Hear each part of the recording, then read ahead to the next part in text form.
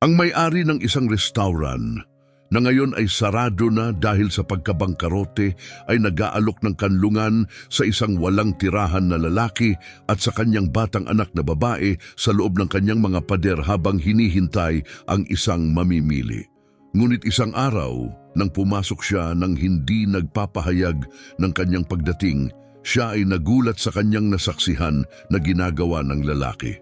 Si Simon ay nakaupo sa gilid ng bangketa, naghihintay na matapos ang eskwela ng kanyang anak.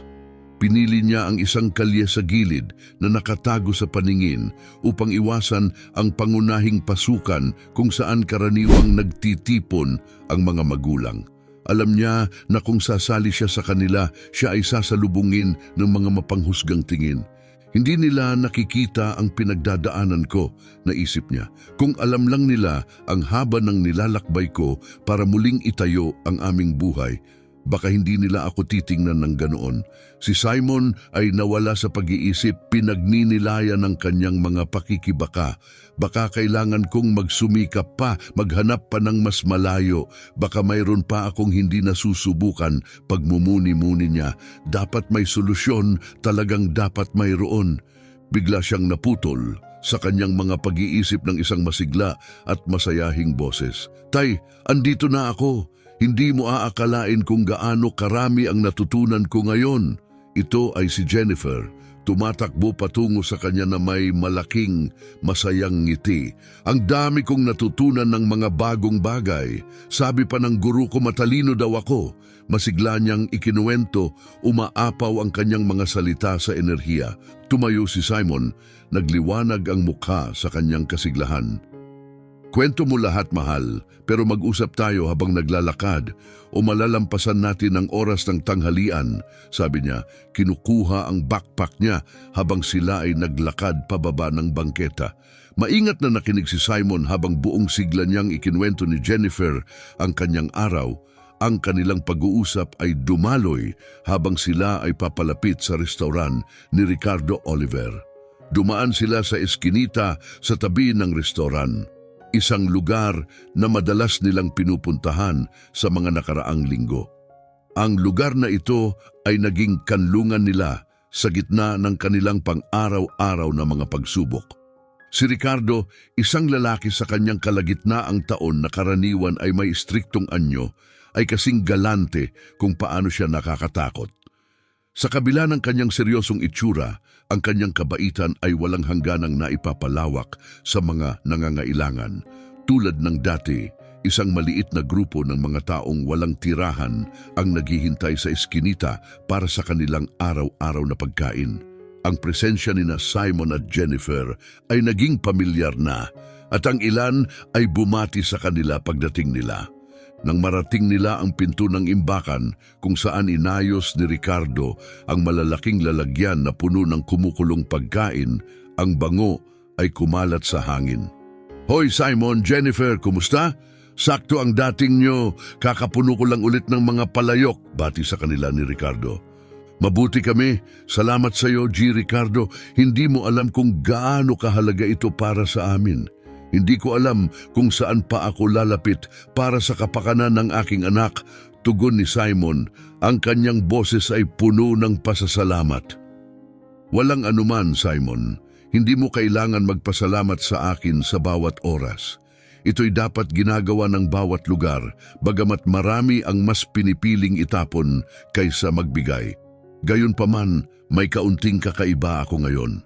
Sana magustuhan ninyo, kung hindi, sisisihin ko ang aking anak na babae, biro ni Ricardo, habang pinupuno ang isang lalagyan ng pagkain. Sinabi ni Simon at Jennifer ang kanilang pasasalamat, kinuha ang puno na lalagyan at nagtungo sa eskinita para tamasahin ang kanilang pagkain. Masayang nagpatuloy si Jennifer sa pagkukwento habang sila ay kumakain, ninanamnam ang pagkain sa tahimik na katahimikan. Nang malapit na silang matapos kumain, sumali si Ricardo sa kanila. Umupo sa tabi ni Simon. Bilang malapit na magkaibigan, madalas sumama si Ricardo para magbahagi ng mga kaswal na pag-uusap sa kanila. Subalit iba ang pakiramdam ngayon, mukhang pagod at balisa si Ricardo. Maayos ka lang ba, Ricardo? Mukha kang nag-aalala. May problema ba sa restaurant o baka sa iyong anak? Nag-aalalang tanong ni Simon. Matapos mag-atubili ng saglit, sa wakas ay nagbukas si Ricardo. Simon, lumala ang mga bagay-bagay. Pinansyal, mahirap talaga. Kumukonti ang mga customer, lalo na nitong nakaraang mga buwan, at tumataas ang mga utang. Kung magpapatuloy ito, baka wala akong ibang pagpipilian kundi isara at ibenta ang restaurant. Nanginginig ang boses niya sa pagitan ng pagdesperado at pagkabalisa. Nanahimik si Simon, pinoproseso ang mga salitang binitawan ni Ricardo. Hindi lamang lugar na nagbibigay ng pagkain ang restaurant para sa kanya at kay Jennifer. Ito ay simbolo ng pag-asa, isang tanda na mayroon pa ring kabaitan at komunidad. Walang paraan para mailigtas ito. May maaari pa ba tayong subukan? Hindi ito maaaring magtapos ng ganito lamang pagkatapos ng lahat ng taong ito, iginiit niya. Bumagsak ang mga balikat ni Ricardo na para bang sumusuko. Hindi ko alam, Simon. Sinubukan ko na ang iba't ibang estratehiya, mga promosyon, diskwento, ngunit wala pa ring nadagdag na mga customer. Sa kalagayan ng ekonomiya, kakaunti ang mga taong kumakain sa labas. Ricardo, nandyan ka para sa amin noong kailangan namin. Dapat may paraan para makabawi kami. Mag-iisip kami ng paraan, pangako ko. Baka may bago tayong ideyang makakatulong para maakit ang pansin sa restaurant. Baka may hindi mo pa nasusubukan. Bagamat wala siyang tiyak na plano, puno ng determinasyon ang boses ni Simon. Kinikilala niya ang bigat ng sitwasyon, ngunit tumatanggi siyang sumuko dito. Bahagyang ngumiti si Ricardo na antig sa alok ng tulong. Salamat, Simon. Ang iyong kahandaang sumuporta sa akin kahit na may sarili kang mga pagsubok ay higit pa sa iyong nalalaman. Hindi ko alam kung ano ang iyong magagawa para makatulong, ngunit sana makahanap ka ng paraan sa iyong mga sariling hamon. Ricardo, lubos kong nauunawaan kung ano ang pakiramdam na mawalan ng lahat ng sabay-sabay. Ito'y damdaming hindi ko nais iparanas kaninuman. Ipinahayag ng mukha ni Simon ang kalungkutan at malalim na empatiya para sa paghihirap ni Ricardo. Naantig ni Ricardo ang kanyang tugon. Hinihimok siya na magbahagi pa tungkol sa kanyang nakaraan. Hindi mo talaga nasabi sa akin kung paano ka napunta sa posisyong ito. Ano ba talaga ang nangyari? Mahinahong tanong ni Ricardo. Napabuntong hininga si Simon, ang kanyang mga mata ay nalalambungan ng mga alaala. Dati akong nagtatrabaho sa advertising, isang larangan na aking pinapahalagahan kung saan nagsasanib ang pagkamalikhain at estratehiya. Mahusay ako dito ngunit hindi nakayanan ng kumpanya ang pagbaba ng ekonomiya. Nagsimulang umalis ang mga kliyente. Naputol ang kanyang salita. Naalala kung paano isa-isa nagsarado ang mga pinto. Ako ay kabilang sa huling natanggal. Umaasa na baka magbago pa ang mga bagay.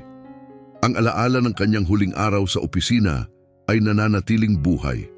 Ang pagkabigla sa mga mukha ng kanyang mga kasamahan, ang lungkot sa kanilang mga mata. Ang mga sumunod na linggo ay naging isang pababang spiral. Naglaho ang mga paghahanap ng trabaho, naipon ng upa at unti-unting naubos ang ipon. Pagkatapos dumating ang pinakamasama, sila ni Jennifer ay pinalayas. Simon tumigil, ang alaala ay kasing sariwa pa rin ng dati. Isang araw, nasa labas kami ng kalye. Walang trabaho, walang tahanan at walang malinaw na paraan para protektahan ang aking anak na babae. Nakakabigla ang lahat. Ang kanyang tingin ay lumayo, tila bumabalik sa mga madidilim na araw na iyon. Tahimik na nakikinig si Ricardo, sinasalo ang bawat salita. Ang kwento ni Simon ay isang malinaw na paalala. kung gaano kabilis maaaring magbago ang takbo ng buhay. Simon, taos-puso akong humihingi ng paumanhin sa lahat ng iyong pinagdaanan. Ang iyong katatagan at determinasyon kahit na nasa gitna ng matinding mga pagsubok ay tunay na nakapagbibigay inspirasyon. Umaasa ako sa positibong pagbabago para sa ating pareho tulad ng pag-asa ko para sa aking sarili. Lalabanan natin ang mga pagsubok na ito ng may malaking katapangan. Ang sambit ni Ricardo ng may sinseridad at paghanga. Nagbigay si Simon ng isang nagpapasalamat ng ngiti. Pinahahalagahan ko yon, Ricardo. Ang iyong suporta ay malaki na ang naidulot sa amin. Bagamat limitado ang aking magagawa, makatitiyak ka na nandito ako para sa anumang kailangan mo. Hindi nagtagal, nagpaalam sina Simon at Jennifer kay Ricardo at nagpatuloy patungo sa kanilang pansamantalang tirahan. Ang ruta patungo sa kanilang mapagkumbabang tahanan ay nagtapos sa isang tent na itinayo sa ilalim ng overhang ng isang inabandonang gusali na sa kabila ng kalagayan nito ay nagbigay ng kaunting kanlungan mula sa mga elemento.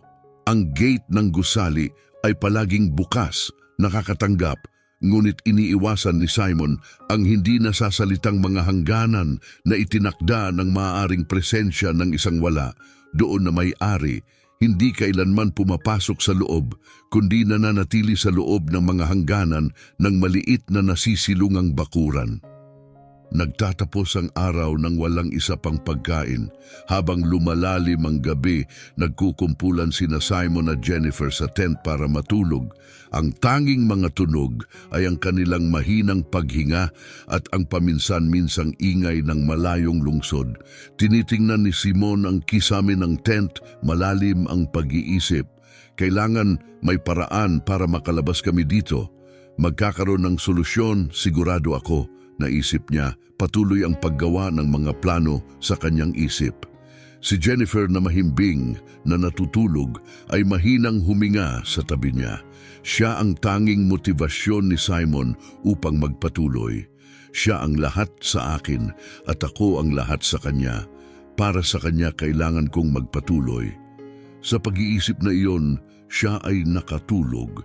Bahagi ng gabi ay tahimik at payapa. Gayunpaman, ang katahimikan ng maagang umaga ay biglang nasira ng malakas at may awtoridad na boses na nagpagising sa mag-ama sa loob ng tent. Kayong dalawa, lumabas na kayo ngayon. Gumalaw kayo o kailangan kong gibain itong tent. Nakikinig ba kayo? Ang awtoridad na tono ay biglang nagpagising sa kanila. Mabilis ang tibok ng kanilang mga puso. Si Jennifer na natutulog at naguguluhan sa biglaang pagising ay tumingin sa kanyang ama ng may pag-aalala at kalituhan. Dad, ano ang nangyayari? Bakit sila sumisigaw sa atin? Bulong niya. Nanginginig ang boses. Si Simon na nagsisikap manatiling kalmado para sa kanyang malinaw na takot na anak na babae ay sumagot ng mahina, matatag na tono. Manatili ka lang, Jennifer. Ako ang bahala. Huwag kang lumabas ng tent. Ang utos niya. Sinusubukang ipahayag ang kumpiyansa na hindi niya nadarama. Lumabas mula sa tent, hinarap ni Simon ang mahigpit na figura ng isang pulis na nakatayo sa tabi ng isang patrol car na nakaparada malapit. Ang pula at asul na ilaw nito ay nagbibigay ng matinding kontraste sa dilim.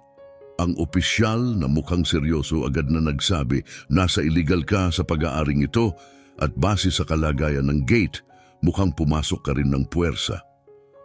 Ang akusasyon ay mabigat at dali-daling nilinaw ni Simon ang kanilang sitwasyon. Opisyal, hindi kami nang himasok. Ang gate ay hindi kailaman nakalock at walang tao sa lugar. Nagsisilong lang kami rito, paliwanag ni Simon. Ang kanyang boses ay puno ng pagmamadali, ngunit hindi pinakinggan ang kanyang pakiusap. Pinutol ng opisyal ang kanyang paliwanag. Hindi mahalaga yan. Hindi ka maaring manatili rito. Kahit ito ay abandonado o hindi, pribadong ari-arian pa rin ito. Kung hindi ka agad lilisan, kailangan kitang arestuhin at kunin ng iyong anak na babae. Banta niya. Ang pagkaunawa sa bigat ng sitwasyon at ang takot na mawala ang kanyang anak ay nagdulot ng matinding pangamba kay Simon.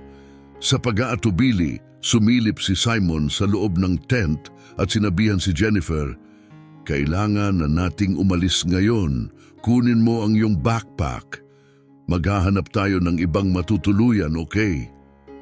Nanginginig ang kanyang boses habang itinatago ang kanyang takot.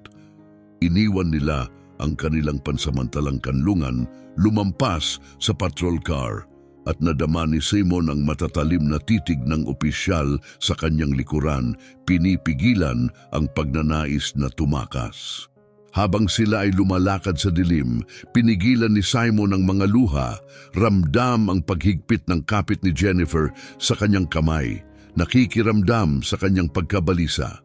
Nakatingin sa kanyang anak na babae, nakita ni Simon ang kakaibang katatagan sa mukha ng bata.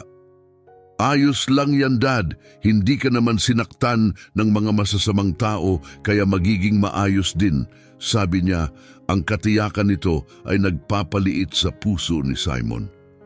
Hinangad niyang yakapin ang kanyang optimismo, humugot ng lakas na nakikita niya sa kanya, ngunit ang hindi alam sa kanilang kinabukasan ay mabigat na nakaamba. "Kailangan kong manatiling matatag para sa aming dalawa," ang pasya ni Simon habang sila ay lumalayo pa sa kanilang tanging kanlungan. "Hindi ako maaaring magpakita ng kahinaan sa harap niya kahit gaano ko kailangan. Kailangan kong maging matibay." Patuloy ang kanilang paglalakbay sa ilalim ng malawak na kalangitan ng gabi at sa wakas ay narating nila ang isang parke, isang tahimik na lugar kung saan sila ay pansamantalang makakapagpahinga. Halata ang pagkapagod ni Jennifer habang siya ay nakikipaglaban sa bawat hakbang laban sa pagod. Nakakita si Simon ng isang liblib na bangko at napagpasyahan niyang ito ay angkop na lugar para magpahinga. Maingat niyang inilagay si Jennifer sa kanyang kandungan, nagbibigay ng kaunting ginhawa na kaya niya sa gitna ng kanilang hindi tiyak na kalagayan. Bago muling nakatulog, mahina ang bulong ni Jennifer. "Dad, gutom na ako. Wala bang makakain hanggang umaga? Ayoko talaga ng pagkain sa eskwela." Ang mga diretso niyang salita ay malalim na tumama kay Simon.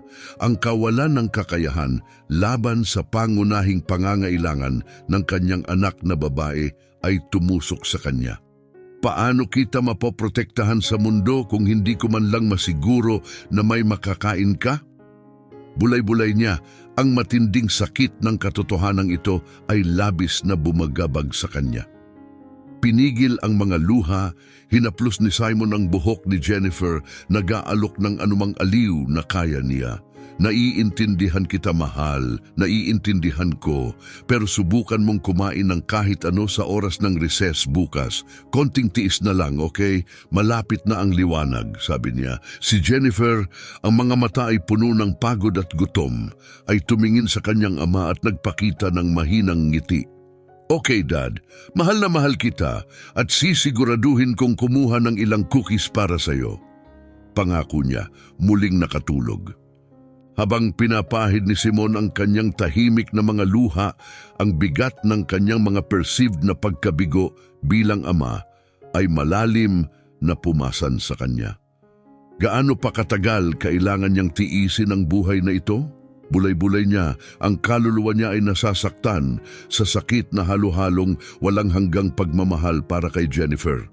Tumingala siya sa kalangitan, hinahanap ang mga bituin para sa isang kislap ng pag-asa, isang senyales na maaaring magbago ang kanilang kapalaran. "Pakiusap, bigyan mo ako ng kapangyarihan na baguhin ang aming tadhana. Handa akong gawin ang lahat. Ipakita mo lang sa akin ang pagkakataon," bulong niya sa kosmos, isang tahimik na dalangin ng isang ama para sa mas maliwanag na kinabukasan para sa kanyang anak. Sa pagsikat ng araw, ang pamilyar na rutina ay muling nagpatuloy. Ang pagsama kay Jennifer sa eskwela ay nagbigay kay Simon ng semblance ng regularidad at layunin sa gitna ng kaguluhan ng kanilang buhay. Ang oras ay tila bumabagal. Ang bawat pagtik ng segundo ay paalala ng mga kawalang katiyakan na nagbabadya. Habang lumalabas ang eskwela, nakatayo si Simon sa kanyang karaniwang lugar para sunduin si Jennifer. Ang kanyang pagkabalisa ay nakatago sa likod ng kalmadong harapan. Ang kanilang paglalakad ay nagtulak sa kanila patungo sa Ricardo's restaurant, ngunit ngayon, isang nakakagulat na tanawin ang sumalubong sa kanila, ang isang for sale sign na pako sa harapan ng restaurant. Ang pighati ay bumalot sa puso ni Simon habang pinoproseso niya ang potensyal na mga implikasyon. Hindi ito maaaring magtapos ng ganito. Mahalaga ang suporta ni Ricardo para sa pagkain ni Jennifer. Kailangan kong gumawa ng paraan. Siya ay nagpasya. Determinasyon ang nagpatibay sa kanya laban sa pagkabigla. Sa eskinita, habang hinihintay nila ang kanilang araw-araw na pagkain, ang pag-aalala ni Simon ay nagtulak sa kanya na harapin si Ricardo tungkol sa nakakabahalang palatandaan. Ricardo, bakit may senyas? Hindi ka naman sumusuko lang. Siya ay nagpumilit, naghahanap ng pag-unawa. Ang ekspresyon ni Ricardo ay sumasalamin ng halo ng pagkatalo at lungkot. Wala akong ibang pagpipilian, Simon. Ang mga problemang pinansyal ng restaurant ay wala na akong ibang pagpipilian kundi ibenta. Paumanhin sa epekto nito sa iyo at sa iba. Tiniyak kong magpapatuloy ang mga pagkain hanggang sa katapusan ng linggo. Aalis ako ng bayan sandali at ang aking anak na babae ang mamamahala sa mga bagay sa aking pagkawala. Kasama na ang pag-aalaga sa iyo, paliwanag niya ng may pagsuko. Habang nakikipagbuno si Simon sa isang alon ng emosyon, takot para sa seguridad ng pagkain nila ni Jennifer, pag-aalala para kay Ricardo at sa kanyang negosyo, ang malungkot na mga prospect ay tila nag-uudyok sa kanya sa kawalan ng pag-asa. Gayunpaman, sa gitna ng lumalapit na dilim ng kanyang mga alalahanin, isang ideya ang sumiklab na pinailawan ng kanyang nakaraang kaalaman sa advertising. Isang kasanayan mula sa kanyang dating buhay na ngayon ay nakikita bilang isang posibleng linya ng buhay. Maaari kong gamitin ang aking kaalaman sa advertising. Iyon ang maaari kong ambag. Napagtanto niya ang pagsabog ng layunin ay nagtaboy sa kanyang mga takot. Humarap si Simon kay Ricardo nang may bagong katatagan at iminungkahi niya ang kanyang plano. Ricardo, may potensyal akong solusyon. Bigyan mo ako ng linggong ito para gamitin ang aking kadalubhasaan sa advertising upang maakit ang higit pang mga parokyano sa restaurant. Bilang kapalit, payagan mo ang aking anak na babae at ako na manatili sa storage room, isang ligtas na lugar para matulog kami sa gabi. Ang kanyang panukala na may halo ng pag-asa at pagmamadali ay walang iniwang pagdududa tungkol sa kanyang pangako. Napuno ng damdamin si Simon, paginhawa na may halong pangamba nang pumayag si Ricardo. Ngayon, may malaking responsibilidad siya na sagipin ang restaurant at tiyakin ang kanlungan para kay Jennifer. Salamat, Ricardo. Nakatuon ako sa pagpapatunay na gagana ito. Hindi mo pagsisisihan ito. Tinitiyak ko sa iyo. Makalipas ang ilang oras ng araw na iyon, bumalik sila sa restaurant habang papalubog ang araw. Napansin nila na nakabukas ang pinto ng story room. Sumilip sila sa loob at nakita nila ang isang batang babae na inaayos ang isang kutsyon sa gitna ng ilang kahon. Ang kanyang mga kilos ay simple ngunit makabuluhan. Magandang gabi, bati ni Simon. Ang kanyang boses ay may mahinang alingaw-ngaw.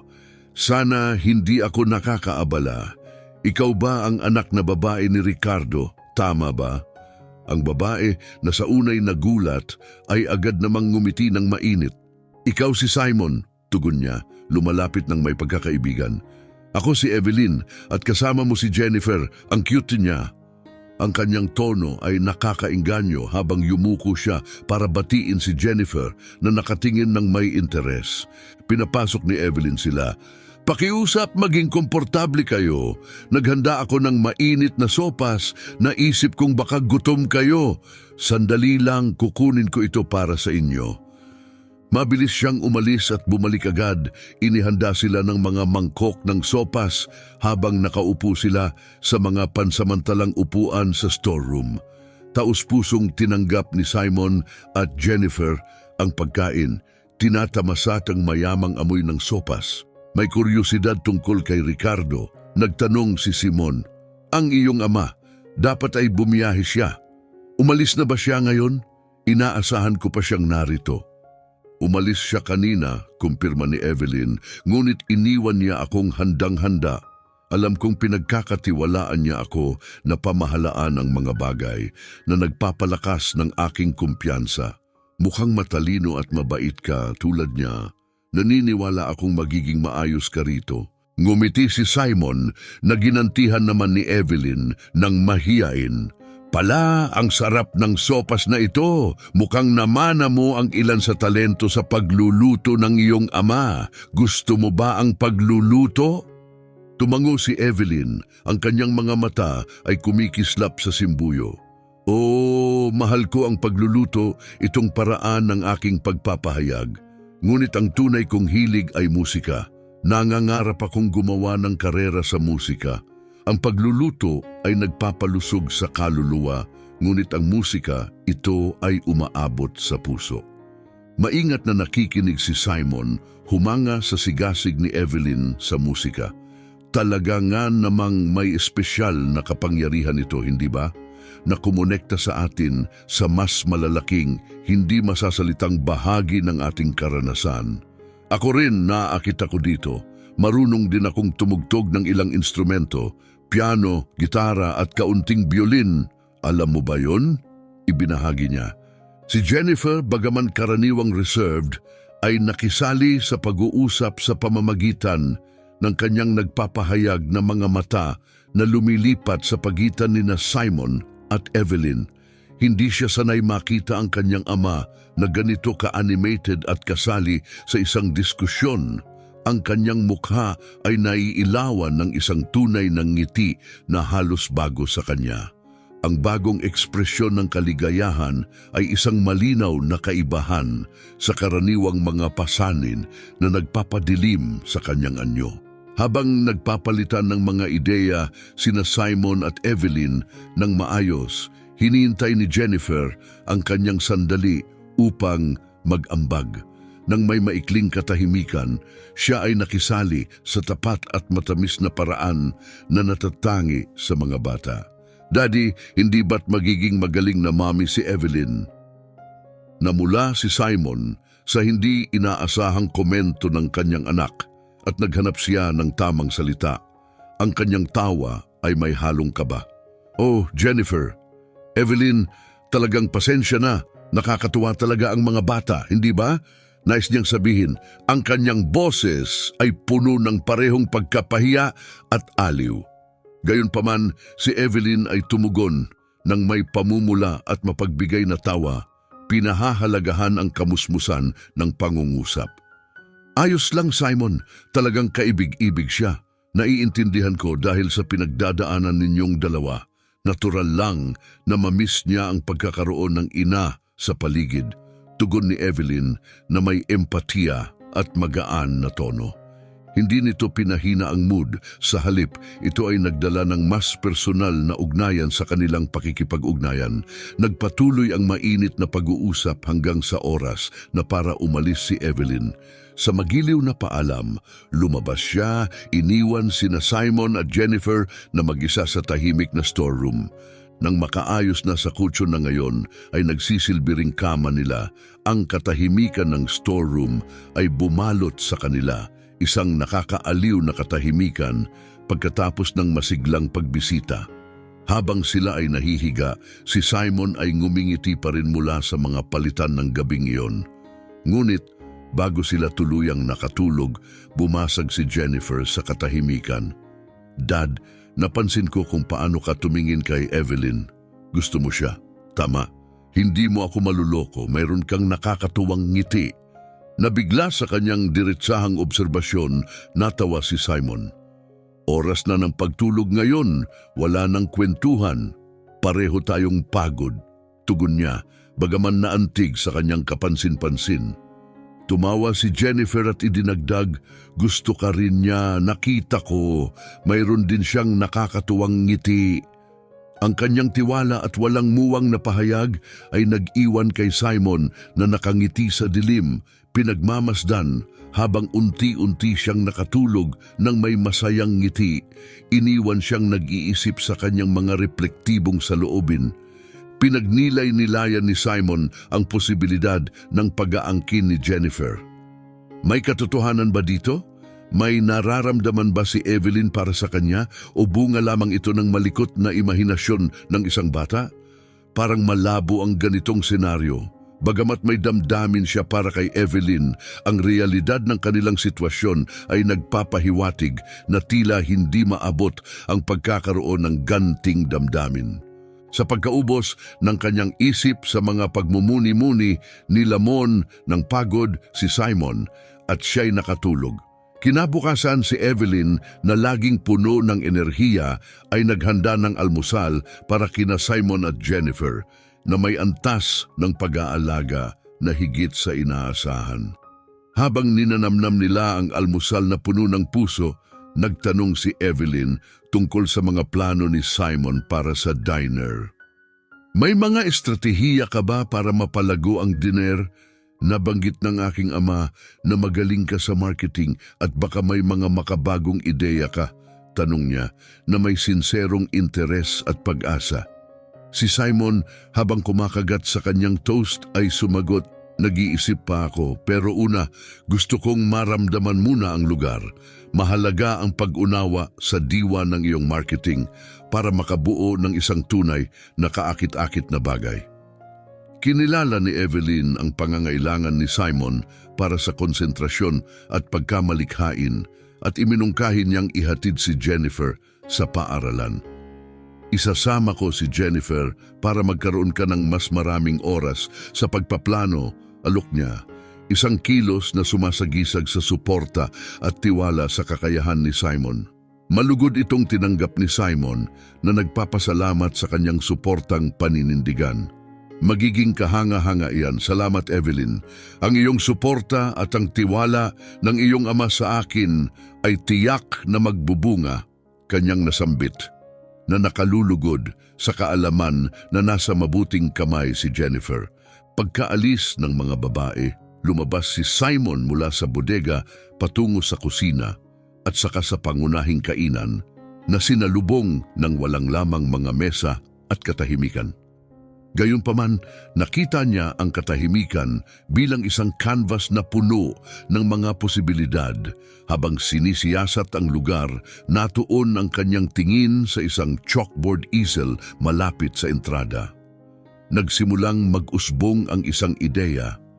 Pagbalik ni Evelyn, natagpuan niya si Simon na umaapaw sa sigla, handa nang ibahagi ang kanyang ideya. Nakaupo sa gitna ng mga kahon sa lugar ng imbakan, iminungkahi niya, paano kung baguhin natin ang karatula sa entrada para magtampok ng isang natatanging bagay, isang bagay na mag-uudyok sa mga nagdaraan upang tuklasin kung ano ang nasa loob. Halata ang kanyang kasabikan habang inilalahad ang mga potensyal na estratehiya tulad ng pagtatampok ng espesyal na mga item sa menu, promosyon o gabi ng kaganapan na maaaring regular na mag-rotate upang magpalitaw ng interes at pag-asa. Maliwanag ang kanyang kasanayan sa marketing sa kanyang panukala. Makinig ng mabuti si Evelyn, ang kanyang ekspresyon ay halo ng excitement at pag-aalinlangan. Nagustuhan ko ang konsepto, Simon. Ngunit kailangan nating isaalang-alang ang kasalukuyang pinansyal na mga paghihigpit ng diner. Kailangan natin ng isang diskarte na parehong simple at epektibo, babala niya. Ang kanyang tono ay halo ng optimismo at praktikalidad. Naunawaan ni Simon ang mga alalahanin ni Evelyn, ngunit nanatili siyang mapag-isip. Ang kanyang isip ay naglalakbay sa maraming ideya hanggang sa may isang lumutang. Paano kung magdagdag tayo ng elemento ng laro? Pwede mag-order ang mga customer ng isang random na ulam at subukang hulaan ang pangalan nito bago tikman.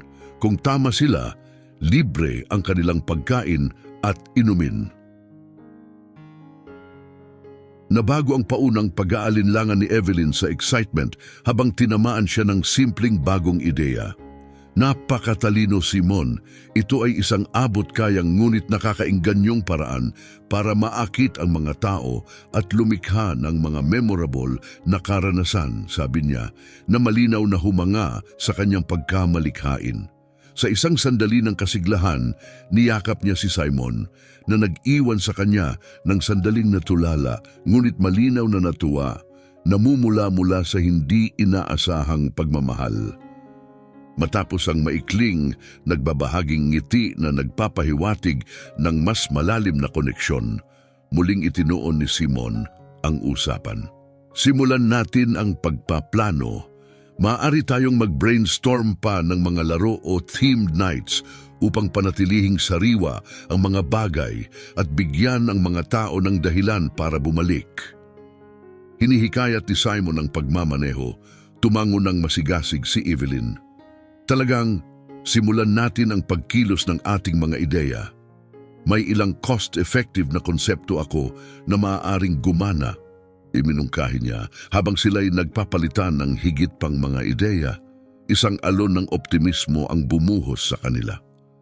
Nang may malinaw na plano at tumataas na excitement, lumapit si Evelyn sa chalkboard na may layunin, isinulat sa isang nakaaanyayang script. Hulaan ang iyong pagkain at kumain ng libre kung tama ka. Ang paglalagay ng karatula sa harapan ay naramdaman tulad ng isang kapanapanabik na panganib na nagpapalitaw ng parehong nerbiyos at pag-asa para sa isang muling pagbuhay na hinimok ng kanilang pagkamalikhain at pakikisalamuha sa komunidad. Habang binuksan ang mga pinto, abala si Evelyn sa kusina upang maibsan ang kanyang mga nerbiyos, masipag na naglilinis. Ang mga pagdududa ay nag-uudyok sa kanya. Sapat na ba itong kaakit-akit? Maaari bang gumana ito? Sinikap niyang manatiling may pag-asa sa gitna ng kanyang pagkabalisa. Ang tunog ng doorbell ay pumutol sa tensyonadong katahimikan na nagpapahiwatig ng pagdating ng isang customer. Tumalon ang puso ni Evelyn. Mabilis siyang lumapit upang batiin ang mausisang bisita. Curious ako sa laro na nabanggit sa iyong sign. Totoo bang libre ang pagkain kung tama ang hula ko? Tanong ng customer. Ang tono ay parehong mausisa at may pag-aalinlangan. Sa halos hindi mapigilang sigasig, ipinaliwanag ni Evelyn, "Oh, eksakto! Mag-order ka ng isang pagkain ng random at bago mo tikman, subukan mong hulaan kung ano ito. Kung tama ka, libre na ang pagkain at inumin." Amused at handa na harapin ang hamon, sumagot ang customer, "Mukhang masaya, susubukan ko. Sorpresahin mo ako ng isang ulam, please." Habang siya'y nakaupo, naramdaman ni Evelyn ang isang kislap ng pag-asa. Ang kanilang makabagong diskarte ay maaaring ang kinakailangang pagbabago. Nagtungo si Evelyn sa kusina, halos hindi makapaniwala sa kanyang swerte, at agad na sinimulan ang unang pagkain ng araw. Habang pinipili niya ang kanyang mga sangkap, isang bugso ng sigla ang bumuhos sa kanya. Baka magtagumpay ito, naisip niya, habang pinapayagan ang kanyang sarili na ngumiti ng may pag-asa. Sa lugar ng imbakan, ang araw ni Simon ay puno ng nerbiyos at excitement, nag-iiba sa pagpapabuti ng kanyang mga plano at paminsan-minsang sumisilip sa pintuan ng kusina, umaasang masilayan si Evelyn. Ang kakulangan ng mga update ay nagpapalala sa kanyang mga alalahanin, nagtulak sa kanya na magduda kung epektibo ba ang kanilang estratehiya. Paano kung walang naakit na interes? Paano kung ito'y isang sakuna? Naisip niya. Hindi ako dapat mag-isip ng negatibo. Kailangan kong manatiling optimistiko. Magiging maayos din ang lahat. Ang pasensya ay susi. Pinapalakas niya ang loob niya. Sinusubukang iwaksi ang mga negatibong kaisipan at manatiling nakatuon sa posibilidad na si Evelyn ay abala lang masyado para dumalaw sa imbakan. Hinintay niya si Evelyn buong umaga, ngunit habang lumilipas ang oras, kinailangan ni Simon umalis upang sunduin ang kanyang anak mula sa paaralan. Subalit, pagbalik niya, ang kanyang pagkabalisa ay napalitan ng pagkaintriga nang makita niya si Evelyn abala sa kanyang karaniwang gawain ng paglilingkod ng pagkain sa mga walang tahanan sa eskinita. Pagkakita sa kanila, hindi niya maitago ang kanyang excitement at mabilis niya silang pinapasok. Hindi mo aakalain umepekto ang ating plano. Mas marami tayong naserbisyuhan ngayon kumpara sa karaniwan. Higit mo ang iyong sarili, Simon. Kamangha-mangha ang iyong pagiging malikhain. Nakakahawa ang kanyang sigla, ang kanyang mga matay nagliliwanag sa tagumpay.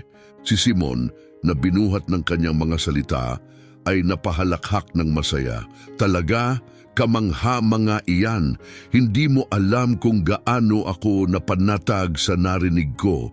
Ang pagkatuto na tanging 4 na patron lamang, ang tama ang hula, sa pangalan ng mga pagkain ay nagpatibay palalo ng araw na iyon. Nangangahulugan ito na hindi lamang naakit ng kanilang konsepto ang mas maraming bisita, ngunit nagsisimula na ring kumita ang restaurant. Subalit, hindi tayo dapat kampante. Kailangan nating patuloy na magpakilala ng mga bagong ideya. Habang nasa imbakan ako, naisip ko ang isang bagong anggulo. Paano kung mag-apply tayo ng katulad na konsepto sa mga juice? Maaaring subukang kilalanin ng mga patron ang mga lasa sa pamamagitan ng pagtikim.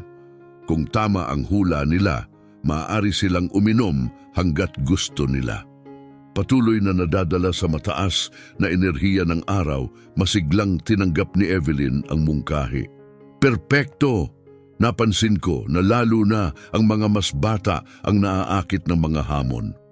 Kinabukasan, isang bagong karatula ang kapansin-pansing nakadisplay sa kalye. Subukan ang mystery juice at hulaan ang lasa. Kung tama ang hula, libreng-libre na ang inumin. Mataas ang kanilang pag-asa at habang ang iskema ay nakahikayat ng ilan, ang pagtaas sa bilang ng mga kliyente ay hindi kasing tindi nung nakaraang araw. Tuloy ang araw sa karaniwang bilis. Bawat bisita ay nagdala ng isang sense of curiosity, ngunit humina ang dami ng tao habang lumilipas ang hapon na walang makabuluhang pagtaas sa negosyo. Sa pagtatapos ng araw, nagkita sina Evelyn at Simon sa imbakan. Ang mukha ni Evelyn ay may bakas ng pag-aalala. Simon, matalino ang ideya sa juice, ngunit hindi ito nakahikayat ng bilang na kailangan natin. Kailangan nating mag-isip ng mas nakakahikayat, isang bagay na talagang magpapatingkad sa atin mula sa kompetisyon. Isang tunay na pang-akit, inamin niya. Ang kanyang tono ay may halong pagmamadali, sumasalamin sa presyur na nararamdaman nilang pareho na muling pasiglahin ang kanilang negosyo. Simon, na nakaramdam ng pag-aalangan ni Evelyn, ay nag-isip ng malalim, naghahanap ng pagtuklas. Pagkatapos ay naalala niya ang isang detalye na ibinahagi ni Evelyn tungkol sa kanyang sarili, ang kanyang pagmamahal sa musika. Evelyn, nabanggit mo na gusto mo ang musika, di ba? Tumutugtog ka ba ng mga instrumento o nakapagtanghal ka na ba sa harap ng madla? Tanong niya. Nabigla si Evelyn sa biglaang pagbabago ng kanilang pag-uusap. Sandaling nagatubili. Oo, gusto ko ang musika at marunong ako tumugtog ng gitara, ngunit hindi pa ako nagtatanghal sa publiko. Kumakanta lang ako para sa sarili ko at sa aking ama, pag-amin niya. Ano ang ibig mong sabihin? Tanong niya, may bahid ng pagdududa sa kanyang tono na halo ng takot na nagpapag-alinlangan sa kanyang intensyon. Ang tugon ni Simon ay isang ngiti. Ang kanyang katahimikan ay nagpapahiwatig ng kanyang ideya na agad na napagtanto ni Evelyn na nagpapaurong sa kanya. Hindi mo iminumungkahi na magtanghal ako, di ba? Simon, hindi ako sigurado kung kaya ko. Magandang ideya ito, pero paano kung masyado akong kabahan at hindi makakanta? Nakita ni Simon ang pag-atubili ni Evelyn at ang takot sa kanyang mga mata. Ang pag-asam ng isang pagtatanghal sa publiko ay maliwanag na nakakatakot sa kanya. Ngunit handa si Simon na gawing madali ang ideya para sa kanya.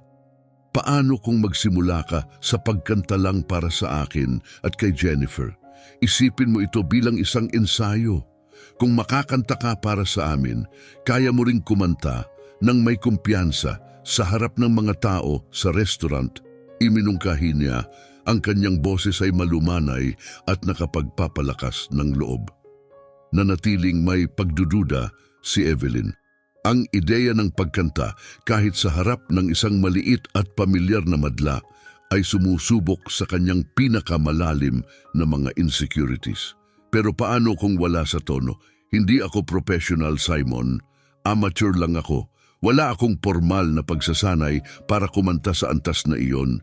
Pagbabahagi niya, ang kanyang boses ay tadtad ng takot at isang pagnanais na ipahayag ang kanyang hilig.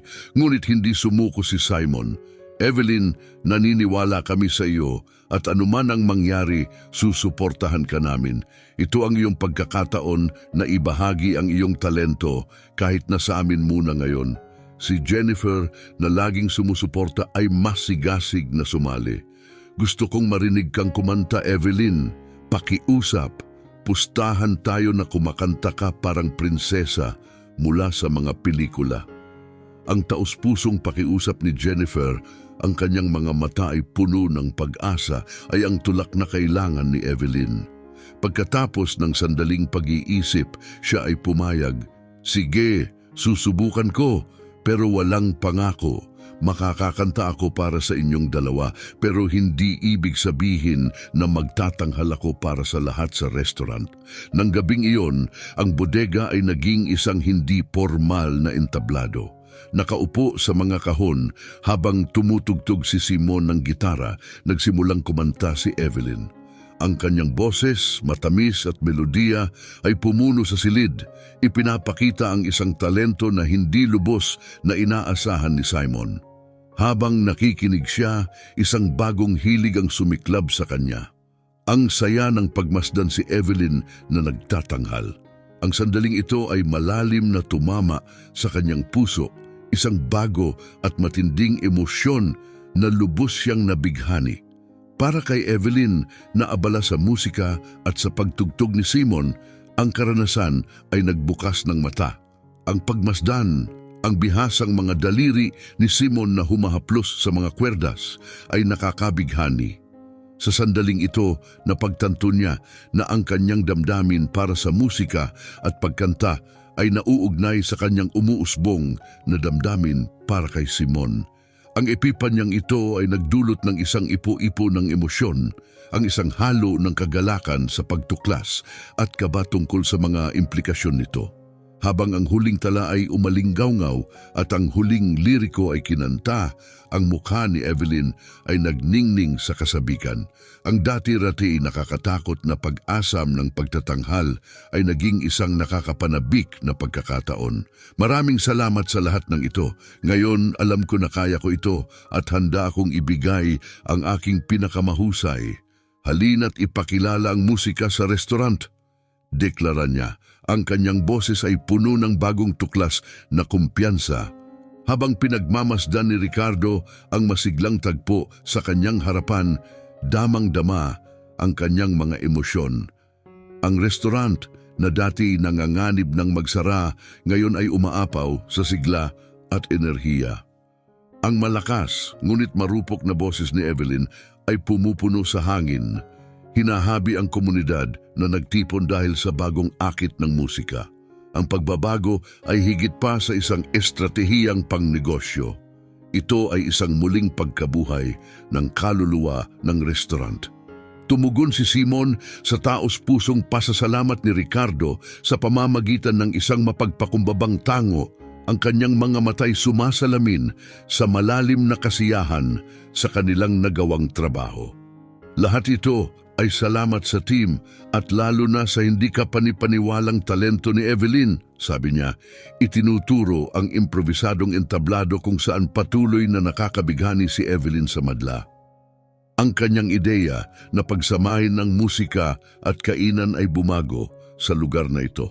Ang restaurant ay umugong sa bagong sigla. Ang mga parokyano ay masiglang nag-uusap sa pagitan ng mga awitin. Pinag-uusapan ang mga kanta at nagtatamasa sa hamon na hulaan ang mga pangalan ng mga kanta para manalo ng mga dessert. Ang simpleng laro ay naging tampok ng gabi, lumilikha ng masayang interaksyon na higit pang nakakaingganyo sa mga customer kaysa sa tipikal na karanasan sa kainan. Samantala si maliit na Jennifer, palaging masiglang tumutulong, ay patuloy na maliksi sa pag-navigate sa masikip na restaurant. Ang kanyang presensya ay nagdaragdag ng kaakit-akit na pampamilyang ugnayan na hinahangaan ng mga parokyano. Ang kanyang matalas na mga obserbasyon at mga komento tungkol sa kaligayahan ng kanyang ama ay hindi lamang nakakatuwa, kundi nagpapahiwatig din ng mas malalim na personal na koneksyon na pinalalakas sa loob ng mga pader ng restaurant. Habang tumatagal ang gabi, sandaling tumigil si Ricardo para talagang tingnan ang paligid. Bawat sulok ng lugar na kanyang itinayo mula sa simula ay buhay na buhay sa tawanan, usapan at melodic na saliw ng pagkanta ni Evelyn. Damang-dama ang diwa ng komunidad at alam ni Ricardo na hindi na lamang basta lugar kainan ng restaurant. Ito ay naging isang sentro ng komunidad, isang lugar ng pagtitipon at kagalakan. Patuloy na lumago ang tagumpay sa mga sumunod na linggo. Araw-araw ay may dumarating na mas maraming tao na sabik na maranasan ang natatanging pagsasama ng lasa at musika. Ang restaurant ay hindi lamang nakaiwas sa pagsasara kundi ito ay umunlad, lumilikha ng usap-usapan sa kapitbahayan at sa mga mahilig sa lokal na pagkain at musika. Sa pagmumuni-muni, sa paglalakbay, nakadama si Ricardo ng malalim na ginhawa at kagalakan. Ang takot sa pagkabigo ay napalitan ng tagumpay ng pagbawi at muling pagbabago. Ang boses ng kanyang anak na dati kumakanta mag-isa, ngayon ay nagdudulot ng kagalakan sa marami. Naging tibok ng puso ng isang lugar na puno ng init at pagtanggap. Thank you, Simon. Ulit-ulit ni Ricardo, ang kanyang boses ay puno ng damdamin. Hindi mo lamang nailigtas ang aming restaurant, ngunit nagdala ka rin sa amin ng bagong pananaw. Higit pa ito sa aking inaasahan. Si Simon, na nakadama ng malalim na koneksyon sa pamilya at sa restaurant, alam na ito pa lamang ang simula. Magkasama, sila ay lumikha ng isang espesyal na bagay, isang bagay na patuloy na lalago at magsisilbing patotoo sa pagkamalikhain, komunidad at sa kapangyarihan ng musika at pamilya. Sa kabila ng matinding emosyon, mabilis na naibalik ni Ricardo ang kanyang katinuan. Mukhang wala tayong oras para mag-usap o magluha. Marami pang trabaho ang naghihintay. Tara na, aniya na nagpakita ng bagong sigla sa kanyang papel sa restaurant. Sa pagtatrabaho kasama si Simon, ang kanilang kooperasyon ay walang putol, na parang sila ay magkatuwang na nagtulungan sa loob ng maraming taon. Ang pangyayaring ito ay hindi lamang nagpahiwatig ng muling pagkabuhay ng restaurant, kundi pati na rin ng pagbuo ng isang bagong uri ng pamilya na pinagbuklod hindi ng dugo kundi ng magkakaparehong hangarin, magkasamang pagsisikap at lalo na ng musika. Naging isang abalang sentro ng kagalakan ang restaurant ni Ricardo. Pinatunayan na ang pag-asa at inobasyon ay makalilikha ng mga bagong daan kahit sa pinakamadilim na panahon, nagbubuhos ng buhay at sigla sa mga malungkot na araw. Pagkatapos ng mahabang araw ng trabaho, humupa ang restaurant sa isang mapayapang gabi. Sa panahong ito ng katahimikan, isinama ni Ricardo si Simon sa isang pribadong pag-uusap sa bodega. Habang si Evelyn at Jennifer ay nagpapahinga sa kusina, tinatamasa ang ilang natirang dessert. Puno ng taos-pusong pagpapahalaga. Hindi nag-atubiling ipahayag ni Ricardo ang kanyang pasasalamat kay Simon. Hindi ko maipahayag kung gaano ako nagpapasalamat sa lahat ng iyong ginawa. Hindi mo alam kung gaano kahalaga ito sa akin at sa aking anak. Hindi lang siya ang kuminang ngayong gabi, kundi pati na rin ikaw, kaibigan ko. Si Simon, na laging mapagpakumbaba, ay kinilala ang papuri. Ito ay pagsisikap ng grupo, pinapatakbo ng pagkamalikhain at suporta ng lahat. Lalo na ni Evelyn. Hindi ko ito nagawa mag-isa, Ginoong Ricardo. Imposible ito kung wala siya. Nang marinig ni Ricardo na ibinibigay ni Simon ang kredito kay Evelyn, hindi niya mapigilang ngumiti. Kahit ano pa ang sabihin mo, hindi maikakaila ang iyong kahusayan ngayong gabi. Hinawakan mo ang mga parokyano na para bang ilang dekada ka na sa industriya ng serbisyo at lubos silang nasiyahan. Ngayong gabi, ipinakita mo ang iyong pambihirang talento bilang isang tagapagsilbi at chef. Pagkatapos, naging mas seryoso at diretso ang tono ni Ricardo. Umaasa rin ako na magiging kasing galing mong manugang tulad ng iyong pagiging miyembro ng team. O akala mo ba hindi ko napansin ang mga sulyap sa pagitan mo at niya? Tinukoy niya na lubos na ikinagulat ni Simon. Ang pag-asang magkaroon ng mas malalim na koneksyon kay Evelyn, gaya ng iminungkahi ni Ricardo, ay nagpapula ng husto kay Simon. Ang pagkatanto na sapat na halata ang kanyang pagmamahal kay Evelyn para magkomento si Ricardo ay nag-iwan sa kanya ng pagkataranta, isang halo ng kasiyahan at hiya ang nag-uumapaw sa kanya. Nawalan ako ng masasabi, nasabi ni Simon, na tumatawang may pagkailang. Pagkatapos ng araw na iyon na puno ng pagbabago, ang buhay ng bawat isa ay lumiko sa hindi inaasahang landas. Napatunayan ang matalas na pananaw ni Ricardo tungkol sa namumuong relasyon ni na Simon at Evelyn. Nang mag-propose si Simon kay Evelyn, hindi nagtagal matapos itong banggitin ni Ricardo. Masayang tinanggap ni Evelyn ang alok na hindi ikinagulat ni na Jennifer o Ricardo. Ipinagdiwang ang kanilang kasal, 2 buwan lang ang lumipas. Opisyal na sumali si Simon sa koponan ng restaurant, nakipagtulungan kay Evelyn hindi lamang para panatilihin kundi para paghusayin pa ang establishmento habang sabay silang nangangarap ng mas malalaking pangarap. Ang kanilang magkasamang pagsisikap na itinatag sa mutual na respeto at ibinahaging pagmamahal sa kanilang trabaho ay nagbigay daan para sila makalikom ng sapat na pondo upang makabili ng bahay. Samantala, si Jennifer na laging masayahin at naroon sa restoran at sa buhay ni na Simon at Evelyn ay nalaman niyang magiging ate na siya. Ang balitang ito ay nagbigay ng malalim na kagalakan sa kanilang buhay at nagdagdag ng bagong layer sa kanilang kwento ng katatagan at pagkakaisa na nagpahiwatig ng simula ng isang maasahan at mapagmahal na bagong henerasyon.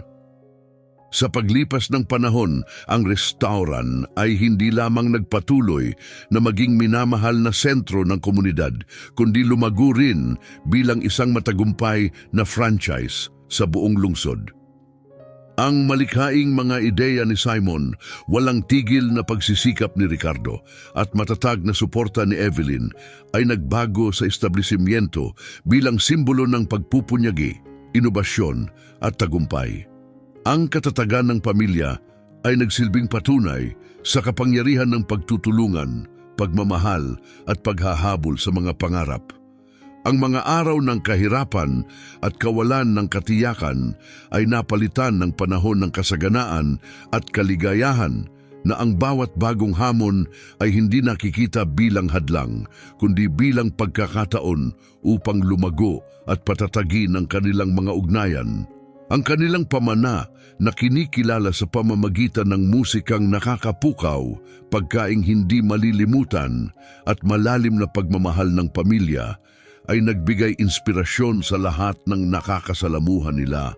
Isang patotoo na ang mga pangarap ay maaaring magkatotoo sa pamamagitan ng pagkakaisa at pagmamahal. Kung nagustuhan mo ang kwentong ito, ipahayag ang iyong pagpapahalaga sa pamamagitan ng pag-like at pag-subscribe sa aming channel. Ang iyong suporta ang nagtutulak sa amin upang magpatuloy sa pagbabahagi ng mga nakakabighaning naratibo halos araw-araw. Huwag palampasin ang susunod na kahangahangang kwento na aming ihahandog. Lubos kaming nagpapasalamat sa iyong pakikilahok. Hanggang sa muli.